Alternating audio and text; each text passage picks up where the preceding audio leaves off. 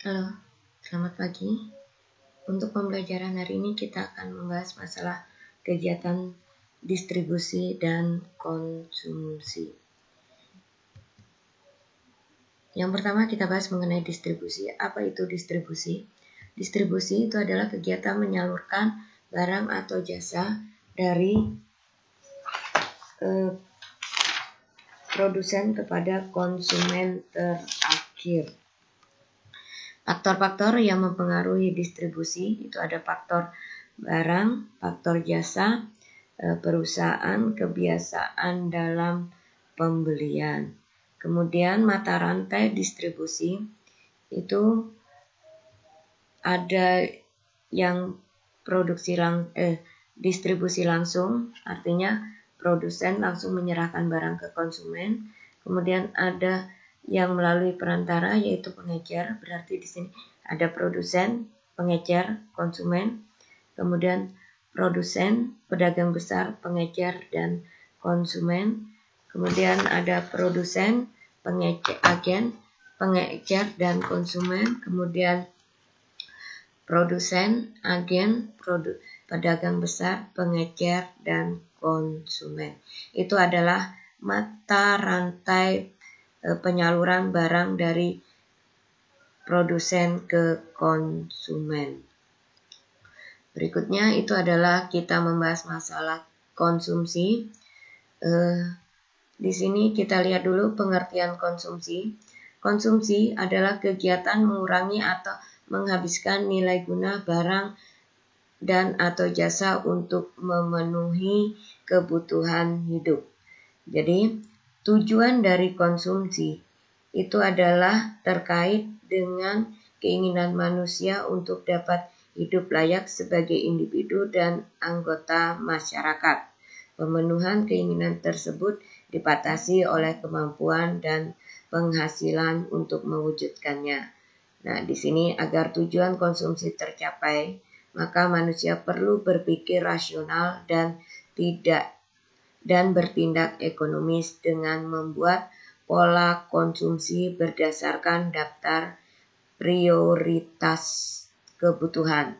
Jadi tujuan utama kegiatan konsumsi itu adalah untuk memenuhi kebutuhan hidup.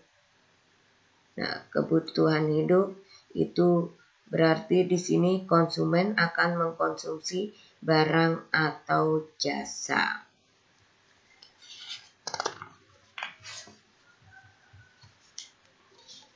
Baik, kita lanjutkan mengenai faktor-faktor yang mempengaruhi konsumsi seorang konsumen. Ada pendapatan, kemudian harga barang atau jasa, kebiasaan konsumen, kemudian adat istiadat, dan harga barang substitusi.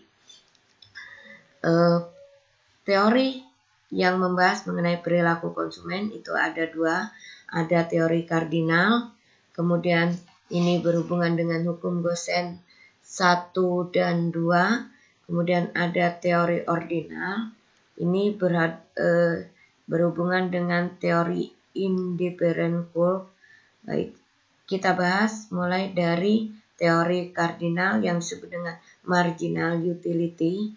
Ini asumsinya adalah bahwa tingkat kepuasan konsumen yang diperoleh dari mengkonsumsi barang dan jasa itu dapat diukur atau dikuantifikasi dengan satuan tertentu seperti uang, jumlah, atau buah. Nah, ini berhubungan dengan hukum Gosen 1, di mana jika pemenuhan kebutuhan akan jenis barang dilakukan secara terus-menerus, maka rasa nikmat mula-mula akan tinggi, namun semakin lama kenikmatan tersebut akan semakin menurun. Hukum Gosen 1 disebut juga dengan hukum nilai guna marginal yang semakin menurun. Dan hukum Gosen 2 ini menjelaskan bahwa konsumen akan melakukan konsumsi sedemikian rupa sehingga nilai guna marginal setiap barang dan jasa yang dikonsumsi akan sama. Kemudian kita membahas mengenai teori ordinal atau pendekatan ordinal yang disebut dengan analisis independent curve.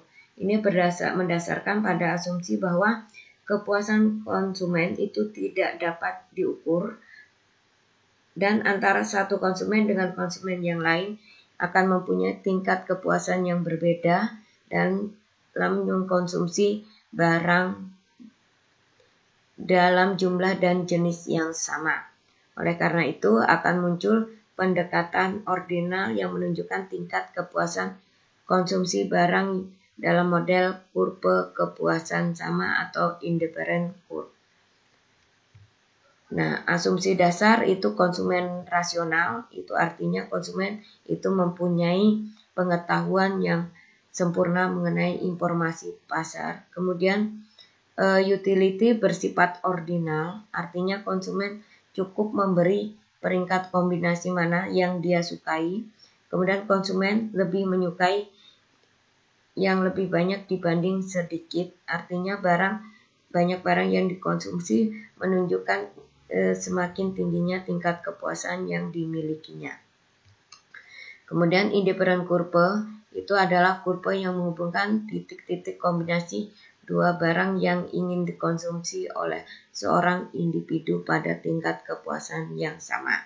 Ciri-cirinya yang pertama berlereng atau slope negatif, kemudian cembung ke titik origin. Yang ketiga, tidak saling berpotongan. 4. Turun dari kiri atas ke kanan bawah untuk kombinasi antara barang X dan Y. Artinya semakin ke kanan atas menjauhi titik origin, itu tingkat kepuasan semakin tinggi. Ini bentuk kurva independen. Artinya kurva independen ini disebut dengan titik kepuasan yang sama. Terima kasih, cukup sekian. Semoga bermanfaat.